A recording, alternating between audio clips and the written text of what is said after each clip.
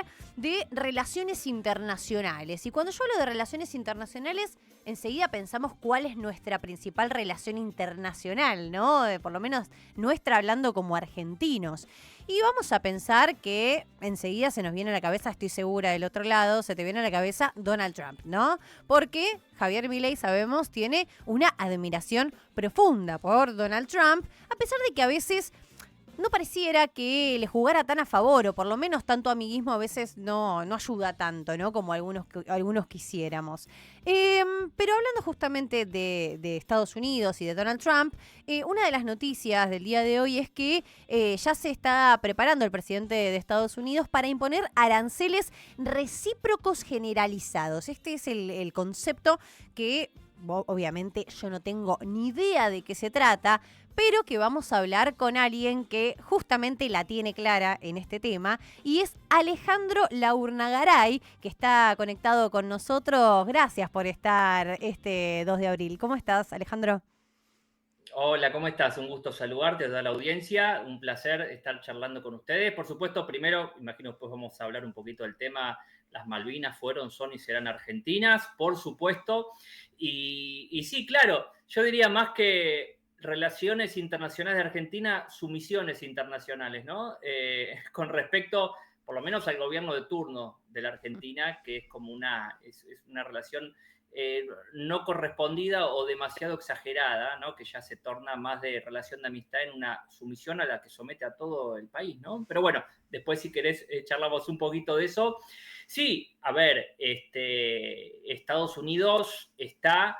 A ver, el tema de los aranceles hay que comprenderlos en forma integral. Estados Unidos está en su proceso de debilitamiento relativo en el sistema internacional, esto es en términos económicos, en términos diplomáticos, en términos comerciales, financieros, geopolíticos, etcétera, etcétera. Estamos en el periodo de declive de una gran potencia, hay una transición hegemónica donde están emergiendo otros grandes poderes como China, como Rusia, como la India. Bueno, hay que ver qué pasa en Medio Oriente, analizar más en profundidad el tema. Hay que ver para dónde va la Unión Europea, que está ahí tambaleándose en una crisis identitaria, ¿no? De este bloque regional. Y bueno, los Estados Unidos están con serios problemas en términos de déficit fiscal, déficit comercial, creciente endeudamiento, ¿no? Que hubo un quiebra ya por el 2008 con la crisis financiera, ¿te acordás? Caída de Lehman Brothers, Sí. el sacudón internacional, etcétera. Bueno, ahí terminó ahí se inició el sistema multipolar, ¿no? En términos financieros. A partir de allí, la economía norteamericana entra en un periodo de crisis de la que no sale. Hay estancamiento de ingresos, hay una caída del crecimiento demográfico, ¿no? Está envejeciendo la población, hay un cambio, está entrando en un periodo multicultural, que para mí es bueno eso en realidad, pero bueno, hay que analizarlo en profundidad, pero tiene serios problemas de deuda, de déficit comercial, déficit fiscal, y otros tantos problemas que hacen que, bueno, una de las armas económicas o de las políticas públicas que puedan aplicar es esta cuestión de aranceles, que dicen, Trump dice, bueno, se han aprovechado de nosotros, ¿no? Pero fue una política fomentada e implantada por los Estados Unidos, ¿no? Allá hace algunas décadas, y que en realidad es una cuestión que tiene que ver más con las grandes empresas y con los consumidores, ¿no? El Estado media impone o deja de imponer aranceles, pero bueno, vamos a ver hasta qué alcance tienen estas medidas, ¿no? Porque lo que busca Trump y lo que busca Estados Unidos con esta gestión, que es una gestión aislacionista, podemos decirlo, nacionalista y proteccionista, es buscar que regresen la producción industrial que se fue hace varios años y que crezca el empleo industrial, ese Bien. empleo bien remunerado, que da poder adquisitivo y que está hoy en disputa entre los grandes países, ¿no? ¿Qué nos queda a los países más chicos? No llega ni un empleo de eso, aunque dicen, bueno, ya desde la época del macrismo viene la lluvia de inversiones, no venía nada, yo lo dije en su momento, y ahora menos que menos, ¿no? Claro. Porque acá lo único que hacemos es aumentar los costos de todo, al consumidor y a los productores de industriales y de todo tipo. Pero ese es uno de los grandes problemas y es lo que intenta Trump, pero bueno, cuando analizamos en particular la cuestión de los aranceles, nos encontramos con un tema mucho más complejo y muchas Claro. veces estas cosas quedan en discursos, ¿no? Alejandro, en un momento yo recuerdo que se ha usado como parte del discurso de Donald Trump como una forma de amenaza, ¿no? En algún momento lo anunció que a México que le iban a duplicar los aranceles, ¿no? Y al final, cuando estaba por llegar al hecho, se dio marcha atrás con eso. ¿Forma parte de un discurso o más de un hecho? Sí, sí, bueno, me parece muy interesante lo que apuntaste. A ver, la cuestión de los aranceles tiene diversos usos en la política, tanto económica como exterior de Donald Trump. Por un lado, es una herramienta de negociación, ¿no? Es la diplomacia del garrote y la zanahoria, ¿no? Históricamente utilizada por los Estados Unidos, que es, te amenazo que te voy a dar un golpe, que te voy a afectar de una manera, no en términos militares, pero también se usó en términos militares, Sí. hoy es en términos comerciales. Te amenazo con la imposición de aranceles para afectar tu economía y después negocio otras cuestiones, ¿no? Te amenazo con los aranceles, pero ayúdame de verdad con mi política migratoria, por ejemplo, ¿no? O ayúdame de verdad con la política del fentanilo.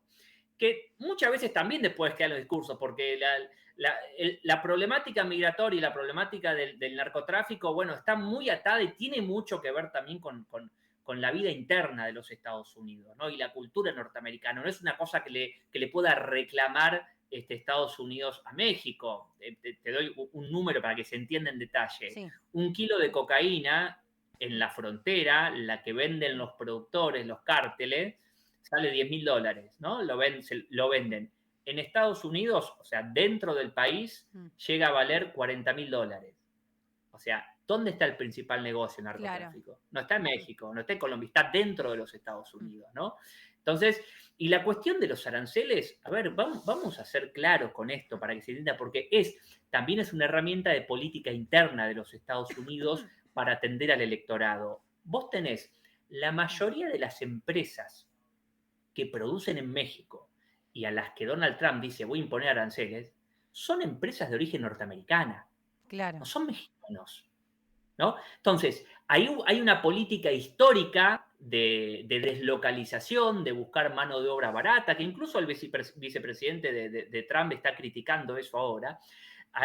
Hubo una deslocalización de la producción fomentada por Estados Unidos, fomentada por el proceso globalizador de la economía que propuso Washington hace unas décadas, que bueno, disminuyó en forma significativa el empleo industrial de los Estados Unidos, que ese desempleado industrial es mayoritariamente votó a Trump, por eso también Trump hace tanto hincapié en esto. Claro. Y bueno, Trump dice, bueno, ahora vamos a imponer aranceles con el objetivo de que esas empresas vuelvan a fabricar en Estados Unidos.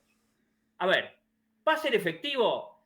Y con que logre 2, 3 pasitos o que un par de empresas lo hagan y ya lo va a plantear como un éxito. Claro. Pero seamos sensatos, un gran empresario que cada movimiento de infraestructura le cuesta miles de millones de dólares, ¿y qué va a hacer? ¿Va a mover todo ahora porque Trump amenace, porque todavía no los puso los aranceles, amenace, o va a esperar que pase Trump y después seguir todo como está? No es. Las decisiones de trasladar producciones industriales no se toman de un día para el otro, ¿no? Digo, entonces hay que ser sensatos. Ah, Entonces, y te doy un dato y ya cierro para que sigamos. sí. El problema es real y creo que no está mal planteado, y el ejemplo de la producción del calzado es muy demostrativo. Hoy más del 96% del calzado que se vende en los Estados Unidos es importado. 96%, casi Sí. todo el calzado es importado. Y cerca del un poco menos del 50% de los automóviles también. Bueno, Ya, de ese tema te quería preguntar, porque se habló mucho del tema de la industria de los automóviles y lo que dicen es que mañana entraría en vigor el arancel del 25% a nivel global para lo que es las importaciones de automóviles. ¿Esto qué implica? bueno, en realidad hay que ver qué arancel alcanza a qué país, a qué automóvil. Hay que ver los detalles, Sí, porque porque no se vos sabe tenés. nada de eso tampoco, ¿no? Pues si no dijeron No, nada. claro, por eso es lo que decíamos, ¿no? Primero lo que vos muy bien señalaste, que es una herramienta de negociación. y por otro lado, qué tanto es también para hacer marketing político hacia Claro. adentro de los Estados Unidos. Después están la cuestión de las bolsas, que bueno, dice, viene Trump, vamos a esperar que baje, así compramos barato, después vendemos caro. La cuestión de los mercados financieros y de las bolsas también es otro tema importante, porque ya se la ven venir y todos van especulando con eso para sacar ganancias. Ese va por un lado. Después, a ver, vamos a ver qué pasa con la cuestión del TECMEC, del Tratado del Atlántico Norte, ¿no? Con Canadá y México. México es el principal, tenemos México, Japón, Corea del Sur, China en menor medida, Alemania, pero hasta el día de hoy la cuestión automotriz con México quedaría exenta, ¿no? Bien. Porque está dentro del tratado del TEMEC. Pero también las productoras, las empresas productoras son de los Estados Unidos. El tema es que pagan en México, cruzando la frontera, apenas unos kilómetros, pagan salarios 4 veces menores que en los Estados Unidos. Entonces sigue siendo negocio. Pero si Trump busca presionar que esas empresas vuelvan a cruzar la frontera y paguen 5 o 6 veces más salario, bueno, no va a ser tan fácil lograrlo. A ver, hoy la única empresa que hace todo 100% en Estados Unidos es Tesla. Después tenés en menor medida Ford, General Motors y alguna otra, pero también, y acá es que también, por eso digo, hay que después abrir la carpeta y ver qué pasa. Sí. En realidad, incluso autopartes, que el 60% de lo que se ensambla incluso en Estados Unidos es importado, digo, es mucho más complejo el sector automotriz de lo que dice, bueno, 25%, 20, 30, no es así nomás. Las autopartes, incluso la construcción de una autoparte cruza Canadá, vuelve a México, vuelve a Estados Unidos, vuelve a Canadá, la lustran, la pulen, y vuelve a Estados Unidos y ahí paga 3 veces aranceles. Claro. Es mucho más, e incluso eso está exento por el tratado, por el TEMEC. Digo, hay que tomar esto en general, después analizar minuciosamente, pero el objetivo claro de Trump, que por supuesto que este tipo de problemas públicos no se solucionan de un día para el otro y nunca se solucionan por completo, es reducir el déficit comercial, que es enorme, se suma el déficit público, el endeudamiento que ya supera el 120% del PBI en los Estados Unidos. Digo, los problemas que tiene Estados Unidos, los problemas estructurales, son mucho más complejos de lo que parecen y de lo que explica Trump, y no los vas a solucionar imponiendo aranceles que además la eficacia va a ser totalmente relativa. Y Dicen, tiran digo números también al esto azar. de que te lo venden como el país ejemplo, ¿no? Que hay que seguir, de lo que debería realizarse. No, bueno, a ver, hay que ver también de qué tipo de país hablamos, qué tipo de producción tenemos. A ver, que crezca la producción industrial en un país es fundamental para ser alguien en el mundo, para ser una potencia media, tener salarios altos, producción industrial y exportar productos terminados. Bueno, debería ser el objetivo claro y clave de cualquier país que quiera desarrollarse. Es el ABC, no hay vuelta que Claro. darle, por más, y vengo al ejemplo de Argentina, que es el ejemplo opuesto, por más que digas cualquier pavada en términos financiero, monetario, y plantees cualquier teoría insólita que se quiera tomar como la verdad, no existe. No hay otra para desarrollarse que industrializarse, ¿no? Ale, otra de las cosas que me llamó la atención, que es que cuando venden, vos hablabas de que particularmente Donald Trump tiene una política mucho más conservadora, más proteccionista de la industria, y sin embargo, ellos hablan de ser más libres, lo cual a veces es hasta un poco en cuanto al concepto en sí, ¿no? Es como, es contrapuesto. Ellos venden que esto de los aranceles recíprocos generalizados son una acción para liberar la economía estadounidense. Sin embargo, mi pregunta es, ¿efectivamente es así? No, a ver, históricamente, y no solo Estados Unidos, sino que la palabra y el concepto de la libertad se ha manipulado, y se ha ensuciado y usado para hablar de cualquier cosa, ¿no? Se ha utilizado para liberar a países de oprimidos y se ha destruido países en nombre de la libertad, destruido literalmente países en nombre de la libertad. Y además, particularmente para la política exterior y la política económica internacional desde los Estados Unidos, la libertad o el libre comercio siempre tiene que cumplirlo de afuera. Ellos para adentro siempre fueron proteccionistas y para ellos hablar de libre comercio es de puertas para afuera, ¿no? Primero nos protegemos nosotros, ¿no? Protegemos nuestras industrias que después igual aplicaron cierto modelo globalizador por el lobby empresarial para bajar sus costos y se les volvió en contra la cuestión. Pero históricamente siempre han protegido sus intereses corporativos e industriales y que la apertura y que la libertad comercial se aplicara en el exterior. Después, con el lobby empresarial, sus propias empresas deslocalizaron y bueno, y fueron debilitando el tejido industrial dentro del país. Pero la libertad siempre fue para sus intereses. Los demás, bueno, debían seguir los intereses norteamericanos y la visión desde los Estados Unidos de lo que tiene que ser el libre comercio, que es que los demás abran sus fronteras Claro. y ellos cuando quieren y cuando lo desean y cuando no, no. No sé si fui claro. Argentina, ¿qué rol viene a cumplir acá? O sea, ¿cómo nos afecta esto de los aranceles particularmente a nosotros? Porque uno creería que con la buena relación que tiene Javier Milei con Donald Trump, por lo menos saldríamos un poco beneficiados. ¿Esto es así? No, una cosa son las fotos que se saque Milei con Donald Trump, que estén en el mismo grupo de esa internacional reaccionaria, que compartan alguna forma de hablar de algunos conceptos en general, pero después, a ver, por un lado, por ahí los aranceles del acero y aluminio pueden afectar un poco, pero después la Argentina, a ver, no es un mercado significativo para los Estados Unidos. Si se imponen aranceles generales, por supuesto que nos van a afectar, no va a quedar fuera la Argentina. De todos modos, este gobierno no tiene una visión industrial del país, es una visión netamente monetaria y financiera y diría, y en esto siempre soy muy claro, ¿no? Es una visión esquizofrénica de la economía, porque el mundo y todos los argentinos ven cómo ha crecido la pobreza este último año y salen a decir que bajó la pobreza y otros tantos, ¿no? Otras tantas cosas que son barbaridades, ya no se pueden, no dan lugar bueno, al debate, a ver cuánto no, o sea, la pobreza creció y estos muchachos manipulan el INDEC de manera absurda para decir que bajó al 38, bueno, es insólito, pero las medidas que aplica Estados Unidos en política exterior, por supuesto que si afectan al mundo, a nosotros no nos van a dejar fuera de ninguna afectación, nos van a afectar negativamente.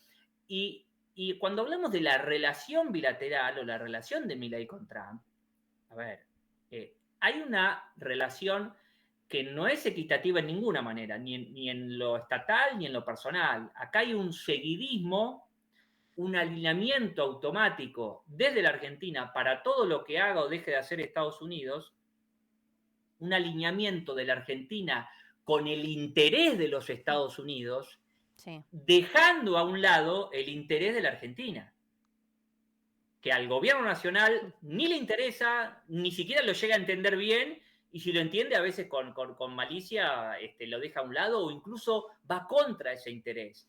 Pero vamos, si ya en campaña y eres conocido, este grupo de personas que gobierna, lo han dicho que la Argentina era, con perdón de la palabra, ¿no? Que la Argentina era una mierda, que era un país que no servía para nada y tantas otras barbaridades. Y eso pensaban y eso siguen pensando. Por eso a mí no me sorprenden las declaraciones del presidente ni en Malvinas ni en cualquier otro tema de política exterior que nos deje terriblemente parados a los argentinos y por supuesto que cuando marca su alineamiento con Occidente, es alineamiento con los intereses ajenos, no con los de la Argentina, que no los defiende desde que comenzó el gobierno y no los va a defender. Lo que le convenga a Estados Unidos hará, lo que le convenga a Israel hará, y si hay que sacrificar los intereses de la Argentina, los van a sacrificar y lo están sacrificando. Alejandro, ya para ir cerrando, bueno, hoy es un día muy importante, es el 2 de abril, recordamos obviamente a los veteranos y caídos en Malvinas, y hoy el presidente estuvo ahí en Retiro dando un discurso, nombró mucho la palabra soberanía, habló de seguir exigiendo ¿no? De alguna manera el reclamo, de tener presente y de seguir expresando el reclamo, ¿no? Por las islas. ¿Vos cómo analizás internacionalmente, ¿no? El discurso de él en cuanto a las relaciones que lleva el país con, en este caso, Reino Unido y otros países? Bueno, Reino Unido forma parte del occidente con el que Milei se alinea y de hecho las palabras que dijo en el discurso, más allá de que haya mencionado la soberanía, el reclamo, etcétera, y esto sí que no fue casualidad o no fue ignorancia, fue un discurso finamente calculado donde dijo que, bueno, algo como así, como que espero que los isleños nos elijan a nosotros cuando seamos un país próspero, algo así, y eso no es un error, es ir contra la política de Estado de reclamo de Malvinas, porque acá los que están hoy viviendo en las islas no tienen que opinar sobre la cuestión de soberanía. Ujú. La soberanía, el reclamo de soberanía y la mesa de negociaciones es entre el Estado argentino y entre el Estado británico, donde la Argentina considera que las islas son argentinas y los que viven en esas islas o son argentinos o son extranjeros Claro. que la están ocupando y que se tienen que ir o vivir o estar como extranjeros si la Argentina lo permite. No es que nos elijan o no nos elijan, no nos tienen que elegir a nosotros. En todo caso, o elegirán cambiar el pasaporte y nacionalizarse o elegirán irse y volverse al Reino Unido. Pero esas islas son argentinas. Acá no corre la autodeterminación de los pueblos porque no es un pueblo que vivía ahí y quiere autodeterminarse. Hay gente extranjera que está ocupando las islas que son argentinas. Y eso no fue un error de Milei. Por eso es doblemente grave porque esto lesiona el reclamo amparado bajo el derecho internacional y obviamente que mi sospecha, porque esto es así, porque acá están operando también servicios extranjeros y el lobby de estas potencias, que son en parte incluso en acuerdo. Y no me sorprendería que después surja que hubo algún nivel de corrupción en estas cuestiones, como ya hemos visto y se han conocido los pedidos que han dicho sobre los pedidos de coima para reuniones y para lograr. Escuchame una cosa, si un trader con cara de pavote arreglaba plata por reunirse con Milei, imaginémonos lo que puedan arreglar una potencia como el Reino Unido, ¿no? Es una vergüenza lo que está sucediendo y otra vergüenza más fueron las declaraciones del presidente de la esquizocracia que es hoy la Argentina, el gobierno argentino, yo lo llamo una esquizocracia, que está gobernando hoy la Argentina, pero bueno, no sé si afortunadamente, pero se está dando cuenta la gente de lo que está pasando, y ahí sí digo afortunadamente, y se está dando cuenta del nivel no solo de inoperancia, sino de los errores y el nivel de corrupción que está saliendo a la luz de este gobierno. Y bueno, lamentablemente, como yo dije al inicio y durante la campaña, habrá que hacer minimización de daños y esperar que termine esto, si es que por alguna razón no termina antes, que la gente pueda votar un gobierno que realmente quiera a su país y defienda los intereses de todos los argentinos. Somos demasiado importantes para tener un gobierno como este. Esto lo digo sincera y tristemente.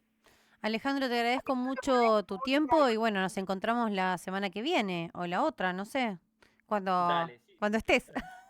Es cuando se dé, por supuesto. Bueno, muchas gracias y bueno, un placer, un saludo para todos y nos estamos viendo y hablando. Un Gracias. saludo grande. Alejandro Laurnagaray, él es licenciado en Relaciones Internacionales, es analista internacional y estábamos conversando, ¿no? Sobre, principalmente sobre Trump, sí, y esta idea de los aranceles recíprocos generalizados, sí, y esta idea de rediseñar un poco la política comercial de Estados Unidos. ¿Qué rol venimos a cumplir nosotros acá? ¿Qué papel nos toca? Y finalmente el análisis que hace justamente Alejandro sobre el discurso del presidente del día de hoy sobre este día tan especial del 2 de abril.